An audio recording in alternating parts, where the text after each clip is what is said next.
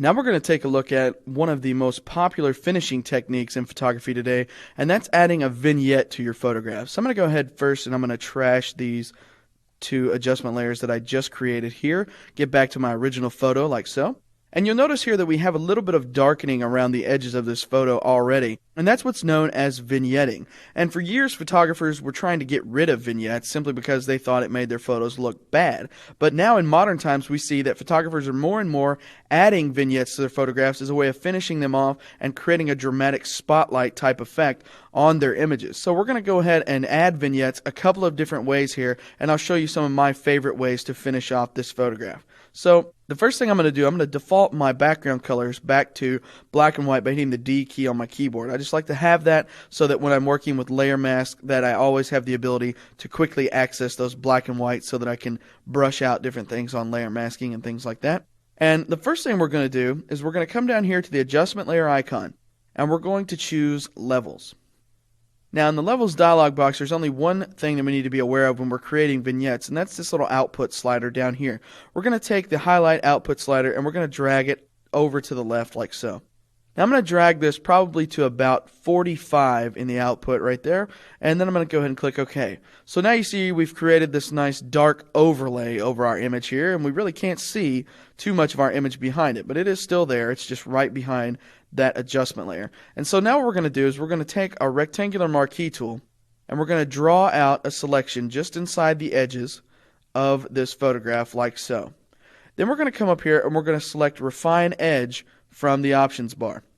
If you've ever used Refine Edge before, you know that we have this unbelievable ability to feather visually using a slider here inside of this dialog box. So we're going to do that right now by just taking the feather slider and increasing it by dragging it to the right like so. Now I'm going to go ahead and wait for it to update my preview just so I have an understanding of exactly how far the feathering is going to be. Now for low resolution images, you want to stay within the 50 to 75 pixel range. For higher resolution images, you could probably push that up to 100, maybe even to 125. So I'm going to stick probably to around 70 pixels for this particular image here. And once I get to 70 pixels put into the feathering amount there, I can go ahead and click OK. Now I come back into Photoshop and I have this feathered selection, which is denoted by the rounded edges of the selection. And what I'm going to do now is I'm going to fill the layer mask of this adjustment layer with black using Option Delete or Alt Backspace on my keyboard. And then I'm going to go ahead and deselect that. And I did that simply by hitting Command or Control D on my keyboard. And so there you see there is a nice little vignette trick for using this adjustment layer here. And the cool part about this is if at any time you wanted to go back in and adjust that, you could. You could lighten up the edges or anything that you wanted to do as far as adjusting the overall tone of that. Or you could also edit the layer mask to adjust how far the vignette encroached on this image as well. So this is one of the ways that we've used for a long time in Photoshop to do this, but it's not even the most popular way necessarily. So I'm going to go ahead now and I'll show you another quick and easy way of doing this. I'm going to throw this layer away here and I'm going to duplicate my background layer by using Command or Control J on my keyboard. Now when I do that, I have to change this layer's blend mode here, this layer 1. I'm going to change its blend mode from normal to multiply. And what that's going to do is just darken up this image all the way around. This is probably the most popular way of adding vignettes simply because of the fact that it utilizes all of the pixels from the actual image itself and it's not just overlaying a black box across the image. So what I'm going to do now is I'm going to grab my rectangular marquee tool again. I'm going to do the exact same thing. I'm going to make a selection inside all of the edges like so. I'm going to come up to Refine Edge again. I'm going to set it to maybe even a little bit farther this time. I might even go up to about 95 pixels this time because last time it seemed like it was a little too square for me. So I'm going to go ahead now and fade it out just a little bit more. I'll go ahead and click OK this time. It's going to come back, give me that active selection. And this time what I'm going to do is I'm going to click the Add Layer Mask button because I don't want to be destructive to this. Remember, I want to have the ability to go back in at a later time and change this if I want to. So I'm going to add the Layer Mask button and you'll notice there's no visible change to this. And that's simply because we have the layer mask at an invert of what we need it to be. So what I need to do then is inverse this again so that it encompasses the area we need it to. So I'll go ahead now and use Command or Control I to invert that. And there you see we have that nice, subtle, soft vignetting all the way around the photograph. If I show you, here's before and here's after, you see that creates a very nice dramatic effect, and it really draws your focus into the middle of the image where it's supposed to be focused right there on that flower.